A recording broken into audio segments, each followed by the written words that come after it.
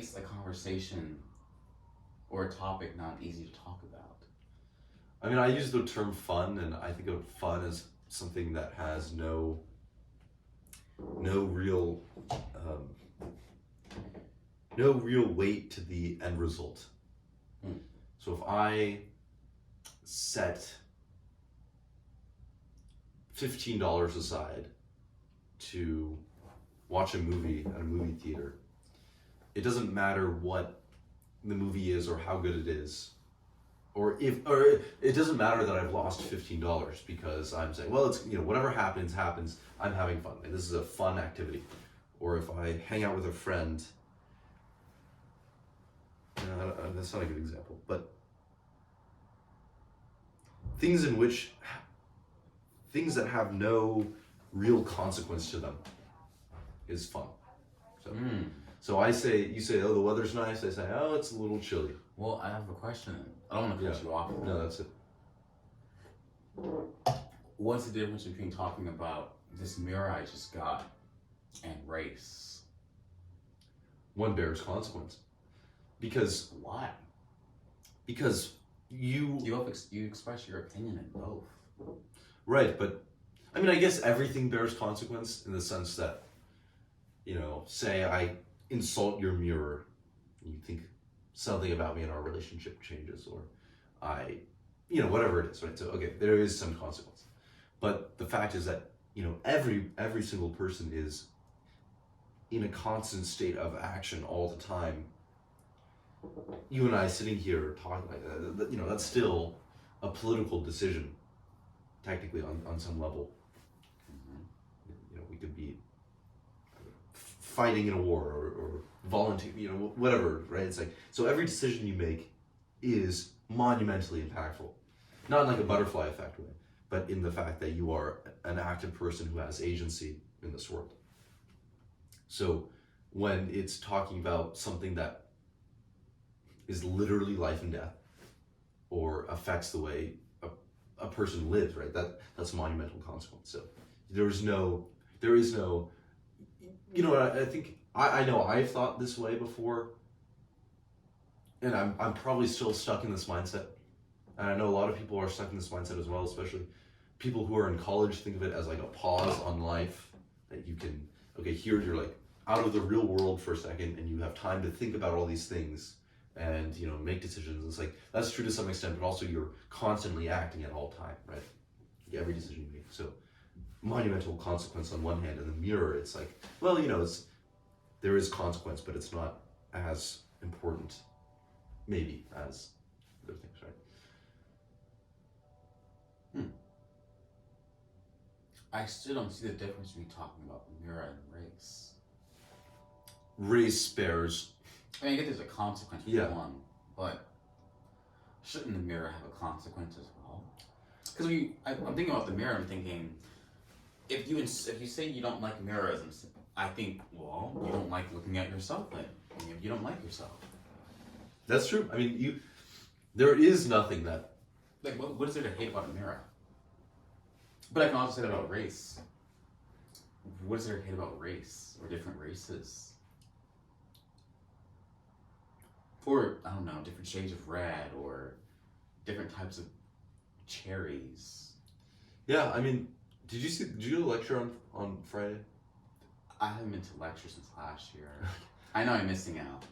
It was very interesting. There's a black philosopher, sociology professor from somewhere, I forget where, talking about race and Herodotus.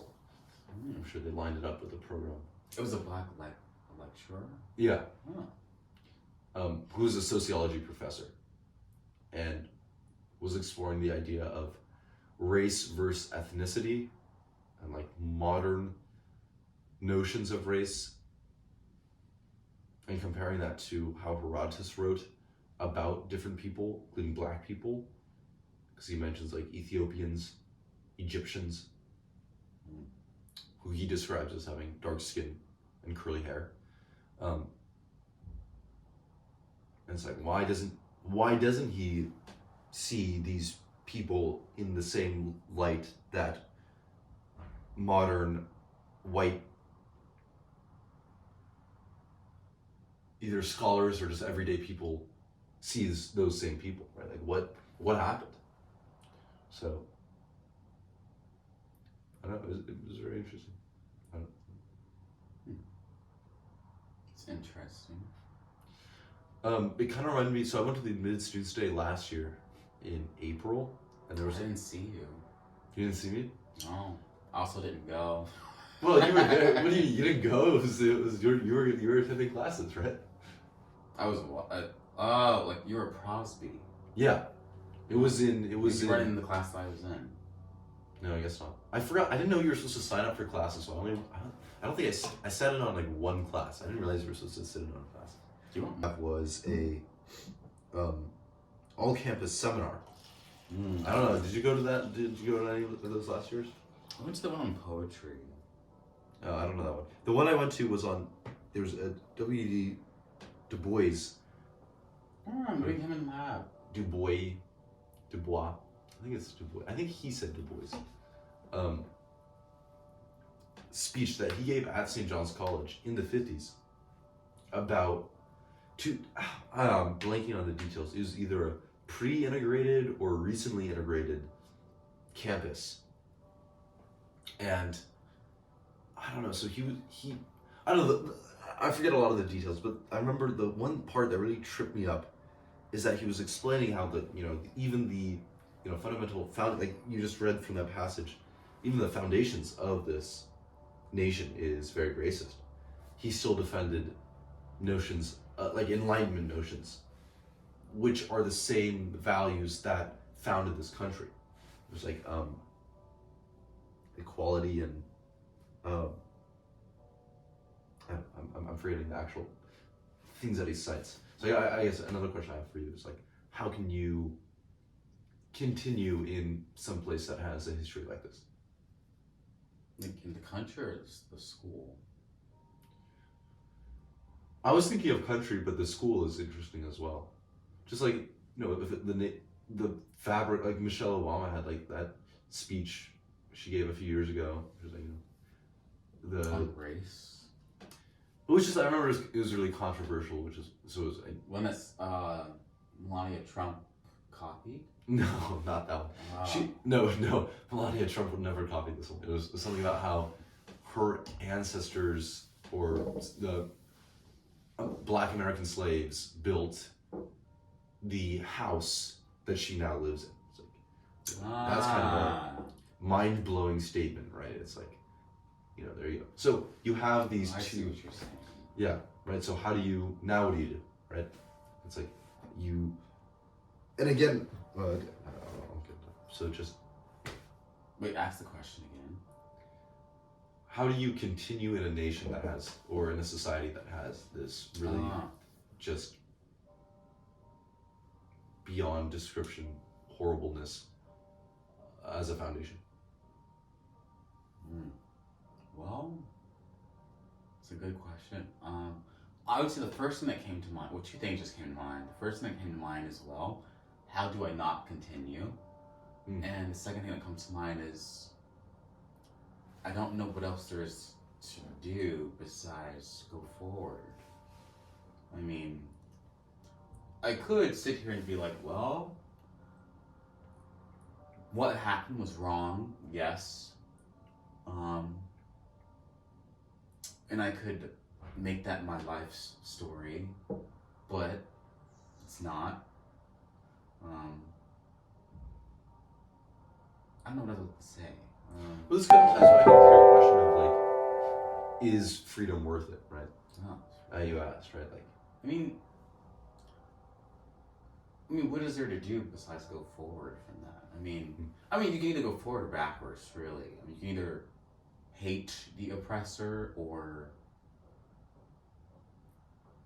move on from the oppressor. That makes sense? Or like work with the oppressor. But at that point, it's not the oppressor anymore. But I think you can either, hate him or not love him, but understand. Hmm. And maybe understand is also the wrong word, but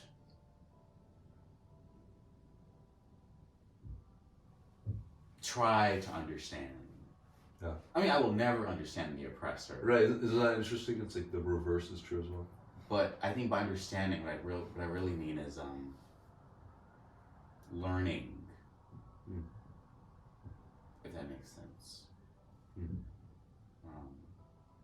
I mean, I know that like a lot of the buildings that I've gone in, not a lot, but some of the buildings I've gone in have been built by my ancestors, which is not a comfortable feeling.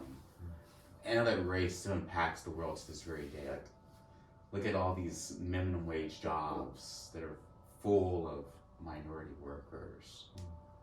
I mean, imagine how I feel whenever I go to the dining hall. Yeah. And it's someone who looks like me serving me. I'm always like, wow, Daryl's serving Daryl, essentially. I mean, I don't think about that every single time I go in there, but sometimes I'm always like, wow, they're all black. Not the most comfortable feeling,